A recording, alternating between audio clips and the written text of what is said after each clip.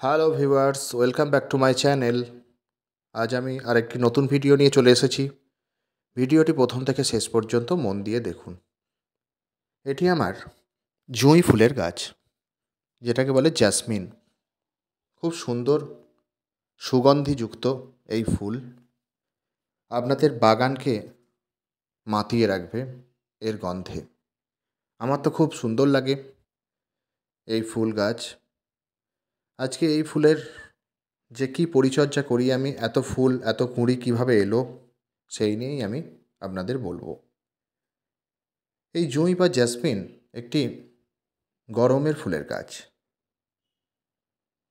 তাই শীতের শেষের দিকে, মানে ফেব্রুয়ারি মাসের শেষের দিকে আমি এই গাছকে প্রুনিং করে দিয়েছিলাম।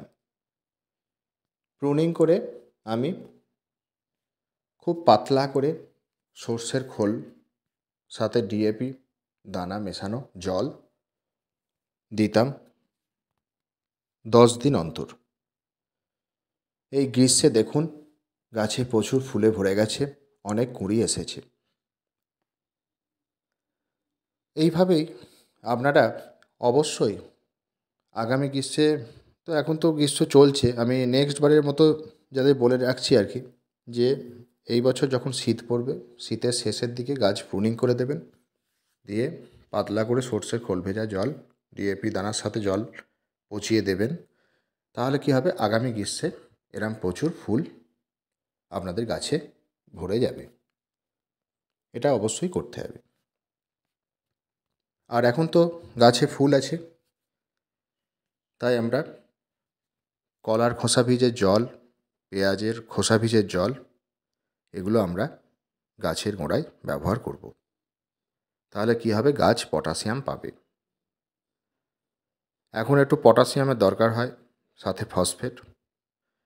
এই সময় নাইট্রোজেন জাতীয় খাবার একটু কম দেব, কারণ এখন মেন হচ্ছে কুঁড়িটাকে ফোটাতে হবে, ফুলের সাইজ যাতে বড় হয়, সেই জন্য আমাদের ফসফেট পটাশিয়াম জাতীয় খাবার আমাদের গাছে ব্যবহার করতে হবে। তাহলে কী হবে, কুঁড়িগুলো খুব ভালো ফুটবে, সাথে ফুলের সাইজও বড় হবে। আর আপনারা সবজির খোসা ভিজেটা অবশ্যই ব্যবহার করবেন। এটা আপনারা 7 দিন অন্তর ব্যবহার করতে পারেন, গাছের চেহারা দেখবেন বদলে যাবে।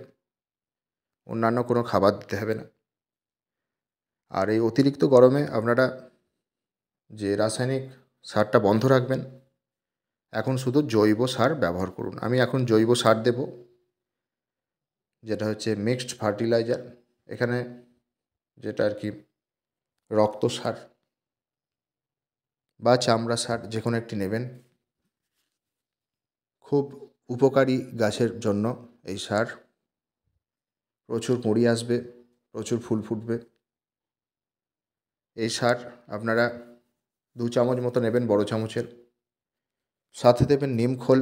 নিমখোলের তো উপকারিতা আমি তো বলি প্রত্যেকটা ভিডিওতেই। পিঁপড়ে, ছোট ছোট শামুক, কেঁচো, কৃমি, পোকামাকড় আসবে না টবের মাটিতে। নিমখোল অবশ্যই আমাদের মাসে একবার করে দেওয়া দরকার। সাথে দেবেন হাড় গুঁড়ো, যেটা বোন মিল, যেটা এটা দিতে হবে। নিমখোলটা 1 চামচ দেবেন, এগুলো 2 চামচ করে দেবেন। একটু মাঝারি বালতিতে বসানো আছে গাছটা। দিয়ে এই 3টে উপাদান একসঙ্গে ভালো করে মিশিয়ে নেবেন।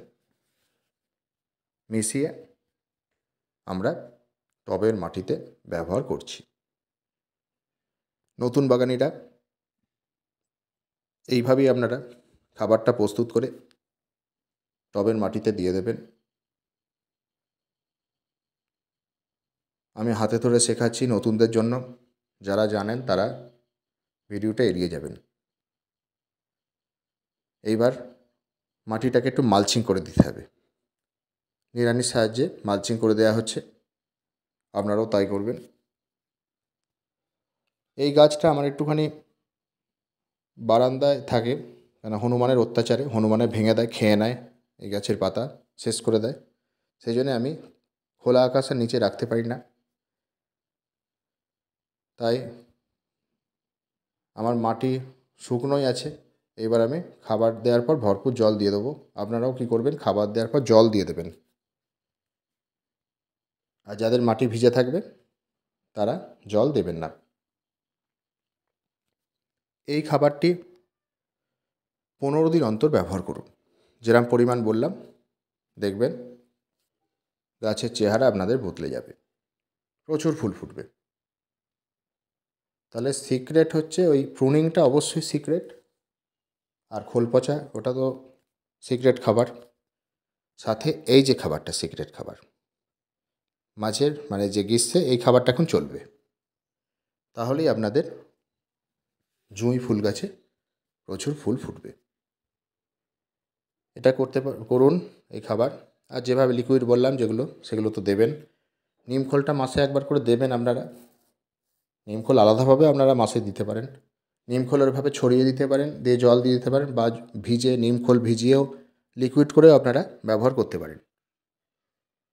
তাহলে টবের মাটিটা খুব ভালো থাকবে। আর অ্যাকচুয়ালি গ্রীষ্মের এটা ফুল সানলাইটে ভালো হয়, অসুবিধা নেই। আপনাদের সেমি সেটেও ভালো হয়।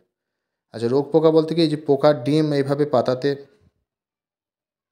এরম ডিম পেড়ে দেয়, এই যে সাদা সাদা দেখুন।